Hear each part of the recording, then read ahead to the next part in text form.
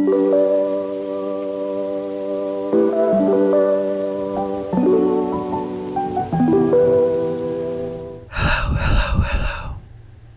and welcome back to my channel. It's that time of year again. We've made it halfway. The mid-year freakout tag is a list of questions done at the end of June to go for the first 6 months and freak out about the next 6 months. As of filming, I have a few weeks of June to go. At this point last year, I read only 9 books, and while I've been in a slump, I have read more than that. Not a lot, but still more. So on to the questions. Best book you've read so far in 2025? Out of the few 4 stars, I'm gonna have to say Dress of the Emerald Sea by Brandon Sanderson. This is one of the secret projects he put out that, while being a standalone, is part of the Cosmere series. The only life Dress has known on her island home in an emerald green ocean has been a simple one, with the simple pleasures of collecting cups brought by sailors from faraway lands and listening to stories told by her friend Charlie. But when his father takes him on a voyage to find a bride and disaster strikes, Dress must stow away on a ship and seek the sorceress of the deadly Midnight Sea. Amid the spar oceans where pirates abound, can Dress leave her simple life behind and make her own place sailing a sea where a simple drop of water can mean instant death? Best sequel you've read so far in 2025? It has to be The Ballad of Songbirds and Snakes by Suzanne Collins. Set 64 years before the original trilogy, this follows Snow, a once privileged but now impoverished capital student, as he is chosen to mentor Lucy Gray, the female tribune from District 12 in the 10th Hunger Games. As Snow schemes to restore his family's lost status, he forms a complicated bond with Lucy Gray, navigating the brutal politics and violence of the games, while grappling with love, ambition, and his own moral decline. Betrayals, shifting alliances, and a desperate escape attempt ultimately reveal the origins of Snow's ruthlessness, charting his transformation from an idealistic youth into the calculating leader. Biggest disappointment? By far my biggest disappointment is The Discovery, Love and Other Things by Victoria Woods. I was just expecting more. This book had so much potential. The chemistry between the leads seemed forced, rushed, and just absurd. This follows a determined archaeology student who travels to Egypt for a prestigious 8-week internship under a renowned but brooding professor, hoping to connect with her late Egyptian father's heritage and secure her academic future. The plans quickly unravel when she faces missing luggage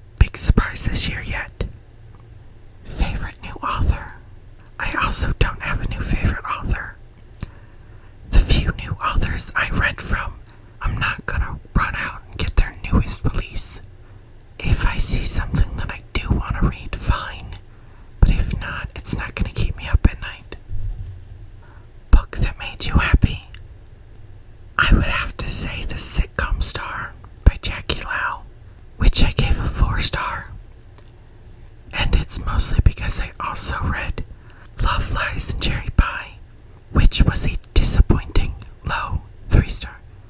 With the sitcom star, I found myself smiling through most of it.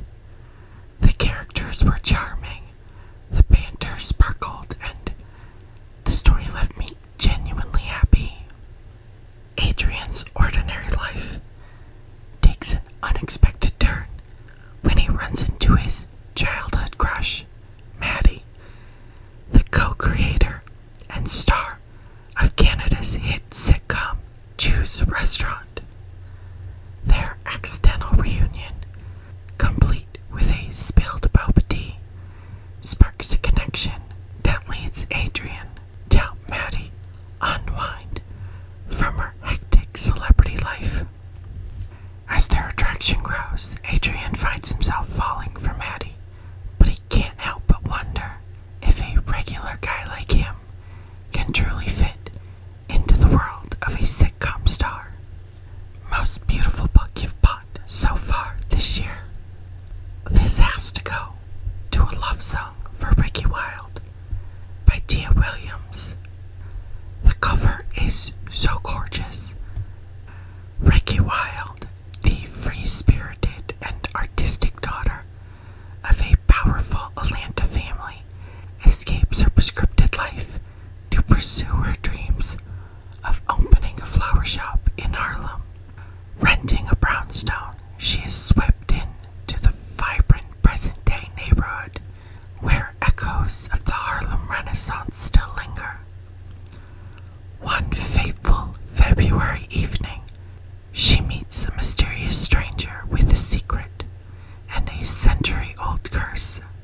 As they are drawn together by an irresistible connection, their love story unfolds across timelines, blending magical realism, romance, and the enduring spirit of Harlem, ultimately changing both their lives forever. New releases you haven't read yet but want to.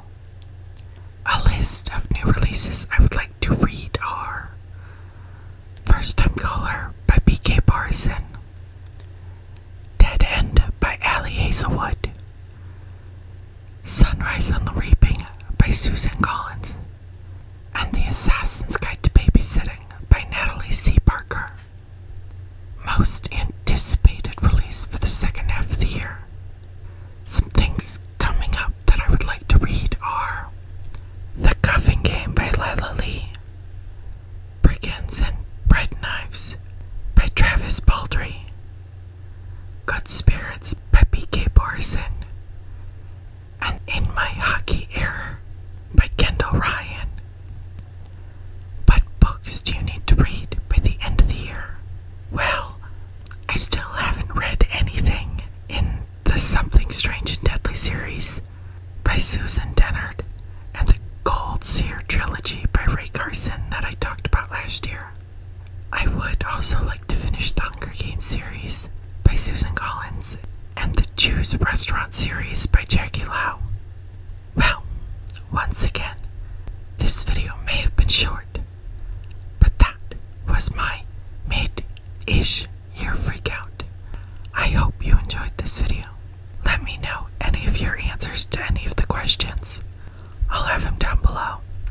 And if you want to know more about the books I've read this year so far, I'll also have the playlist to the TBR Bingo games down below.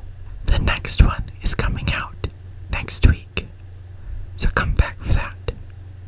Again, thank you so much for watching, and I hope to see you soon.